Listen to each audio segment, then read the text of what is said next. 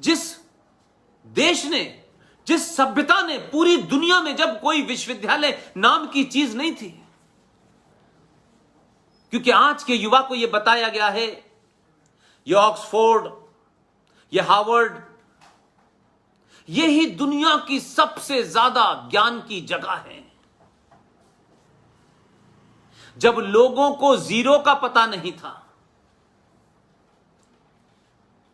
जब लोग तारों को कैसे, कौन सा तारा क्या है, यह हवा पुरवैया क्यों चलती है, और पुरवैया हवा के पता करने के लिए नासा नहीं लगा था। गांव का एक देहाती आदमी जो ना एमए किया है ना पीएचडी किया है, वो चिड़िया को, जो गौरैया जब मिट्टी में नहाने लगे तो वो कहता था कि पुरवैया चलने वाली है या बरसात आने वाली है। ये देश तो उससे चल रहा था, इससे ज्यादा विकसित ज्ञान क्या हो सकता है। लेकिन अब हमें मौसम विभाग बताता है।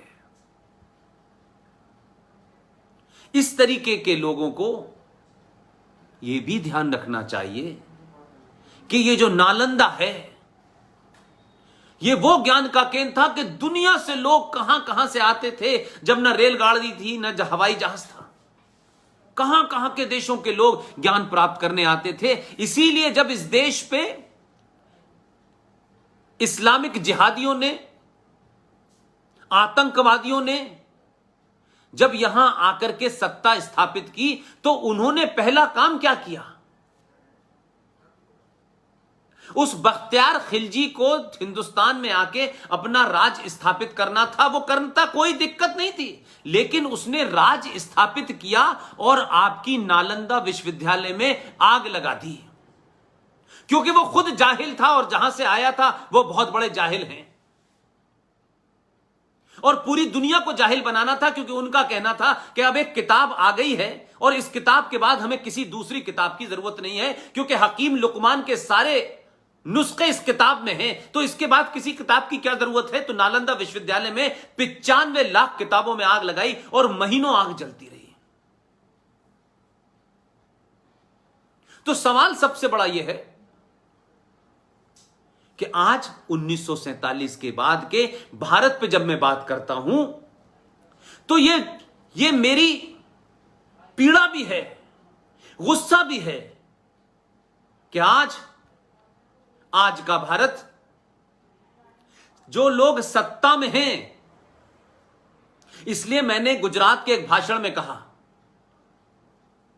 जब समाज जागरूक होता है, जब समाज को अपने राष्ट्र के प्रति चिंता होती है, अपनी आस्थाओं की चिंता होती है, अपनी संस्कृति की चिंता होती है, परंपराओं की होती है, सरोकारों की होती है, वो समाज सत्ता पर दलालों को हटा करके ऐसे लोगों की स्थापना करता है जो राष्ट्र को बचाएं, जो राष्ट्र के तमाम जितने भी उनकी आस्थाएं हैं, तमाम जितनी भी परंपरा है, संस्कृति, उनको मजबूत करे।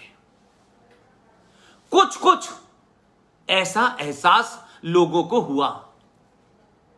इस एहसास ने आपको अगड़ों में, पिछड़ों में, ब्राह्मण में, ठाकुर में, दलित में, यादव में, इसमें उसमें, ये जो आपको बांटा गया और आप बटे, और आप डरे हुए थे इसलिए आप बट गए, और बटने के बाद आपका सबने फायदा उठाया और उन्होंने अपने उन मंसूबों को आपकी बुनियाद और आपके कंधों पे रख करके अपने मंसूबे पूरे किए। लेकिन जब आपको यह समझ आया कि हम कौन हैं, क्या हम सिर्फ यादव हैं, क्या हम सिर्फ दलित हैं, क्या हम सिर्फ कुर्मी हैं, क्या हम सिर्फ शेड्यूल कास्ट हैं, जब आपने कहा हम ये नहीं हैं और आपको बोध हुआ, तो आपने अपने आप को, पहली बार आपको लगा हम सब सनातनी हैं। और जब आपको सनातन का बोध हुआ और जब आप इस जुमले, इस मक्कारी और झूठ से बाहर निकले, जो आपके नेताओं ने, सामाजिक संगठनों ने अपनी राजनीतिक दुकान चलाने के लिए चलाए कि सारे धर्म बराबर हैं, जब आपकी यह चेतना जागी कि सारे धर्म नहीं हैं, धर्म सिर्फ एक है। इस ब्रह्मांड, इस यूनिवर्स, इस कायनात की उत्पत्ति कब हुई होगी मुझे नहीं पता, लेकिन जब भी हुई थी तब से लेके अब तक, और जब तक ये संसार है, ये दुनिया है, ये सूरज है, ये हवा है, ये पानी है, ये नाले हैं, ये नदियां हैं, ये पहाड़ हैं, जब तक ये सृष्टि रहेगी तब तक एक ही धर्म रहेगा, और उस धर्म का नाम है सनातन। यानी आप कहें कि सनातन राष्ट्र है, सनातन संसार है। ये जो दुकानें हैं मजहब की, कोई 1400 साल पैदा हुआ है, कोई 2000 साल पहले पैदा हुआ है, इसका कोई पैगंबर है, इसकी कोई किताब है, इसमें ये करना है, ये नहीं करना है, ये करेंगे तो ये होगा, ये करना है, ऐसे ऐसे फैलाना है, ये किताबों वाले मजहबों ने पूरी दुनिया को गर्त में मिला दिया। इसलिए सनातन सिर्फ धर्म है और कोई दूसरा धर्म नहीं है। बाकी सब मजहब हैं। मजहब पैदा हुए हैं तो मजहब के मरने का भी दिन तय होगा। सनातन अनादि है, अनंत तक रहेगा। आप उसके वंशज हो जो सनातन को मानते हैं। सनातन माने साइंस, सनातन माने ये पूरी कायनात, आप उसके हिस्से हैं। इसलिए आपके संस्कारों में सब कुछ वही है। आप पेड़ की पूजा करते हैं, आप पीपल की पूजा करते हैं, आप तुलसी की पूजा करते हैं, आप गंगा को नदी नहीं गंगा मां कहते हैं। आप सूरज को प्रणाम करते हैं कि उसकी एनर्जी के बगैर ये चलेगी नहीं जिंदगी। आप अग्नि की पूजा करते हैं, आप वो सनातनी हैं। ये मंदिरों का कंसेप्ट भी बहुत पुराना नहीं है। इसलिए हमें यह समझना होगा, इन झूठे मक्कारों ने सत्ताओं पे बैठने के लिए इस देश के बहुसंख्यक सनातनी समाज को इतना कमजोर किया, इतना उसके अंदर इंफीरियरिटी कॉम्प्लेक्स और कुंठा बिठा दी कि वो कभी अपने पुरुषार्थ को न समझ पाए, अपने पुरुषार्थ को न जगा पाए, अपने इतिहास के हीरोज को न समझ पाए। वो बौनों को देखे, बौनों को पढ़े और बौना ही बनने की कोशिश करे। इसलिए हमने 70 साल में बौने पैदा किए, बौनों को सत्ताओं पे बिठाया और बौनों को हमने अपने देश की चाबी दे दी, तुम जैसा दिल चाहे चलाओ। तो उन्होंने क्या किया, मेरा अब यहां से जिस युवा से मेरी अपील है, मैं अब उस पाठ पे आता हूं। मैं आप सबसे एक बात ईमानदारी से पूछता हूं, और संजय भाई अगर आप मेरी बात सुन रहे हो तो इसको इशू बनाइए। इसलिए मैंने कहा, मेरा निजी तौर पे मेरा अपना स्वार्थ कुछ नहीं है। ये जो पूरा एक यात्रा चल रही है जिसमें आप सब जानते हैं कितने लोग हैं, चाहे वो RSN सिंह साहब हो, GD बख्शी हो, सुशील पंडित हो, कैप्टन सिकंदर रिजवी साहब हो, ललित अंबरदार हो, अंकुर शर्मा हो, प्रोफेसर कपिल कुमार हो, DGP विक्रम सिंह हो, ये तमाम सारे लोग जो हैं लगातार दिन रात बिना किसी सत्ता के लालच में, बिना किसी पाने की उम्मीद में अपने जीवन को जीने के बाद उनको लगता है कि इस वक्त राष्ट्र सुनना चाहता है, और इस राष्ट्र को सुनाने के लिए 21वीं सदी का जो सबसे बड़ा आविष्कार है, जिसे पूरी दुनिया कहती है कि ये 21वीं सदी भारत की होगी, जो लोग कहते हैं उन्होंने ही भारत के लोगों की आवाज कैसे दूर तक जाए, कैसे कम्युनिकेशन के जो माध्यम थे, चाहे वो टेलीविजन था या वो रेडियो था या वो अखबार था, उस पे एक खास विशेष सोच के लोगों ने उस पे कब्जा कर लिया था। तो आम जनमानस, जो वो गांव में बैठा आदमी है, जो परिंदों की आवाज दोपहर में हो रही होती है और परिंदे यकायक छतों पे लौटना शुरू कर देते हैं, तो वो बता देता है कि भूकंप आने वाला है। वो आदमी वो मजबूत ना हो पाए, उसकी पहचान यहां हो पाए, इसलिए आपको साथ क्या क्या अपराध किए, मैं अब उसकी शुरुआत करता हूं।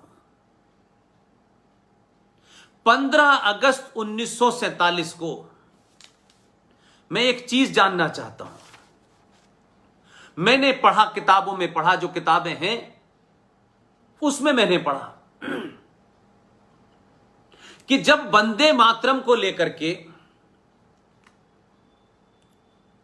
जो वंदे मातरम इस आजादी का एक बहुत बड़ा ऐसा जोशीला नारा था जिसे लगा करके लोगों ने आजादी की लड़ाई में कूदे, जवान जवान लोगों ने अपनी जान न्यौछावर कर दी। लेकिन मैंने कहा कि मुगल चले गए, लेकिन उनकी नाजायज कन्वर्टेड औलादों ने इस देश के साथ जघन्य अपराध किया। मैं कुछ शब्द हार्श बोलता हूं इसलिए कि आज सच को सच में और उसी भाषा में बोलना चाहिए, क्योंकि आज की ग्रामर में आदर्श नहीं है, क्योंकि हमें आदर्श की किताबें नहीं पढ़ाई गई, हमें यही बताया गया। लिहाजा मेरी मजबूरी है कि मुझे बीच बीच में वही शब्द बोलने पड़ते हैं जिससे शायद बात पूरी ताकत के साथ, बात पूरी पैनेपन के साथ आपके गले उतरे।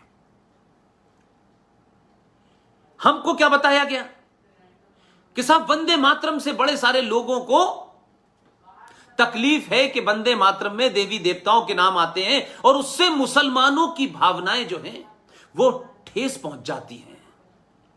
ये 1947 और 1937 और 1927 की बात कर रहा हूं। और कौन थे? 37 की बात कर रहा हूं जब मुस्लिम लीग थी। 40 में मुस्लिम लीग ने लाहौर में रेजोल्यूशन पास किया 23 मार्च को कि पाकिस्तान बनेगा। 37 में वो मुस्लिम लीग का लीडर है, भारत में रह रहा है, पाकिस्तान बनाना चाहता है, लेकिन उसे वंदे मातरम पे ऐतराज है।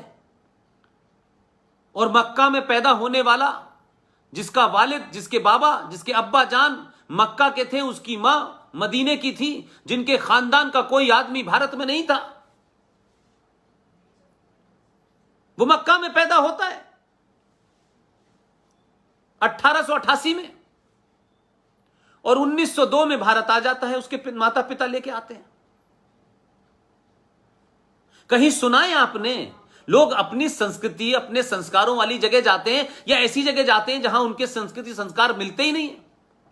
और वो आया, उसके मां बाप उसे लेकर के कलकत्ता आ गए और कलकत्ता में 1902 में वो भारत आए और 1906 में मुस्लिम लीग बनी।